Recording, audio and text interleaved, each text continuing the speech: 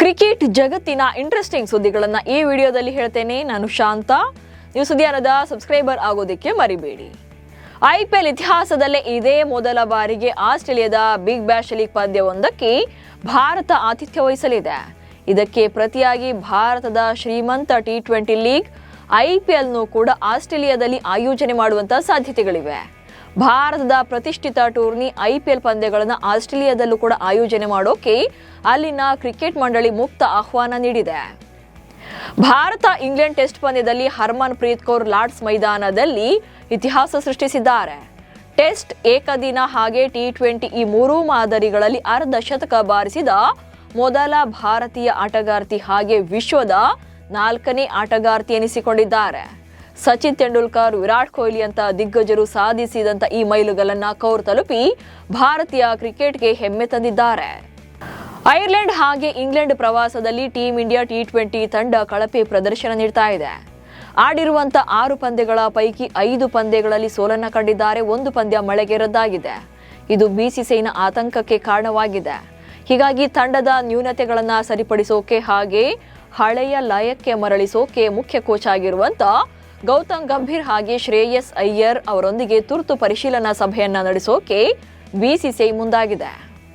Team India ಸತತ 5 ಪಂದ್ಯಗಳಲ್ಲಿ ಸೋಲನ್ನ ಕಂಡ ಬೆನ್ನಲ್ಲೇ ಭಾರತ ತಂಡದ ಕೋಚಿಂಗ್ ವ್ಯವಸ್ಥೆಯಲ್ಲಿ ಪ್ರಮುಖ ಬದಲಾವಣೆಗಳನ್ನು ಮಾಡೋಕೆ BCCI ಮುಂದಾಗಿದೆ. ತಾಂತ್ರಿಕ ಹಾಗೆ ತಂತ್ರಗಾರಿಕೆಯ ವಿಚಾರಗಳಲ್ಲಿ ಕೋಚಿಂಗ್ ಸಿಬ್ಬಂದಿ ನಡುವೆ ಭಿನ್ನಾಭಿಪ್ರಾಯಗಳು ಮೂಡಿವೆ. ಇದೇ ಕಾರಣದಿಂದಾಗಿ ಕೋಚಿಂಗ್ ಸಿಬ್ಬಂದಿಯಲ್ಲಿ ಒಬ್ಬರನ್ನ ಬದಲಾವಣೆ ಮಾಡೋಕೆ BCCI ನಿರ್ಧಾರ ಮಾಡಿದೆ. ಭಾರತ ಮತ್ತು ಇಂಗ್ಲೆಂಡ್ ನಡುವಿನ ಕೊನೆಯ T20 ಪಂದ್ಯ ಇಂದು ನಡೆಯಲಿದ್ದು, ಕೊನೆಯ ಪಂದ್ಯವನ್ನಾದರೂ ಕೂಡ ಗೆಲ್ಲೋಕೆ ಶ್ರೇಯಸ್ ಅಯ್ಯರ್ ಪಡೆ ಮುಂದಾಗಿದೆ. 5 ಪಂದ್ಯಗಳ ಪೈಕಿ ಈಗಾಗಲೇ 3 ಪಂದ್ಯಗಳನ್ನ ಗೆದ್ದಿರುವಂತ ಇಂಗ್ಲೆಂಡ್ ತಂಡ ಸರಣಿಯನ್ನ ಕೈವಶ ಮಾಡಿಕೊಂಡಿದೆ. ಇಂದಿನ ಪಂದ್ಯವನ್ನು ಕೂಡ ಗೆದ್ದು ಕ್ಲೀನ್ ಸ್ವೀಪ್ ಮಾಡೋಕೆ ಎದುರು ನೋಡ್ತಾ ಇದ್ದಾರೆ. ಈ ಸರಣಿಯಲ್ಲಿ ಟೀಂ ಇಂಡಿಯಾ ಹೀನಾಯ ಪ್ರದರ್ಶನ ನೀಡಿದ್ದು ಕೊನೆಯ ಪಂದ್ಯವನ್ನ ಗೆಲ್ಲುವಂತ ವಿಶ್ವಾಸದಲ್ಲಿದೆ. ಇನ್ನು ಈ ಮ್ಯಾಚ್ ಇವತ್ತು ಸಂಜೆ 7 ಗಂಟೆಗೆ ಆರಂಭವಾಗಲಿದೆ. ಇಂದಿನ ಪಂದ್ಯದಲ್ಲೂ ಕೂಡ ಯಂಗ್ ಸೆನ್ಸೇಷನ್ ವೈಭವ್ ಸೂರ್ಯವಂಶಿಗೆ ಚಾನ್ಸ್ ನೀಡೋಕೆ ಗೌತಮ್ ಗಂಭೀರ್ ಹಾಗೆ ಟೀಂ ಇಂಡಿಯಾ ಮ್ಯಾನೇಜ್ಮೆಂಟ್ ನಿರ್ಧಾರ ಮಾಡಿದೆ. ಸತತ 3 ಪಂದ್ಯಗಳಲ್ಲಿ ವಿಫಲರಾದರೂ ಕೂಡ ವೈಭವ್ಗೆ ಮತ್ತೆ ಅವಕಾಶ ನೀಡುವಂತ ಸಾಧ್ಯತೆಗಳು ಜಾಸ್ತಿ ಇದೆ. ಸಂಜು ಸ್ಯಾಮ್ಸನ್ ಮಧ್ಯಮ ಕ್ರಮಾಂಕದಲ್ಲಿ ಬ್ಯಾಟಿಂಗ್ ಮಾಡುವಂತ ಅವಕಾಶವಿದ್ದು, ತಿಲಕ್ ವರ್ಮಾ ಅವರನ್ನ ಪ್ಲೇಯಿಂಗ್ 11ನಿಂದ ಹೊರಗಿಡುವಂತ ಸಾಧ್ಯತೆಗಳು ಜಾಸ್ತಿ ಇದೆ. ವೈಭವ್ ಸೂರ್ಯವಂಶಿ ಹಾಗೆ ಅಭಿಷೇಕ್ ಶರ್ಮಾಗೆ BCCI ಎಚ್ಚರಿಕೆ ನೀಡಿದೆ. ಅಭಿಷೇಕ್ ಶರ್ಮಾ ಹಾಗೆ ವೈಭವ್ ಸೂರ್ಯವಂಶಿ ಸಿಕ್ಸರ್ ಬಾರಿಸುವ ಕೌಶಲ್ಯ ಅದ್ಭುತವಾಗಿದೆ. ಆದರೆ ನೀವು ಪರಿಸ್ಥಿತಿಗೆ ತಕ್ಕಂತೆ ಬ್ಯಾಟಿಂಗ್ ಮಾಡೋದನ್ನ ಅಭ್ಯಾಸ ಮಾಡಿಕೊಳ್ಳಿ ಅಂತ ಖಡಕ್ ವಾರ್ನಿಂಗ್ ಕೊಟ್ಟಿದ್ದಾರೆ. ಹೀಗಾಗಿ ಮುಂದಿನ ಪಂದ್ಯಗಳಲ್ಲಿ ಎಚ್ಚರಿಕೆ ಆಟ ಆಡಬೇಕಿದೆ. ನೇಪಾಳದೊಂದಿಗೆ ಕ್ರಿಕೆಟ್ ಸಂಬಂಧಗಳನ್ನು ಬಲಪಡಿಸುವ ನಿಟ್ಟಿನಲ್ಲಿ BCCI ಮತ್ತೊಂದು ಮಹತ್ವದ ಹೆಜ್ಜೆ ಇಡೋಕೆ ಮುಂದಾಗಿದೆ.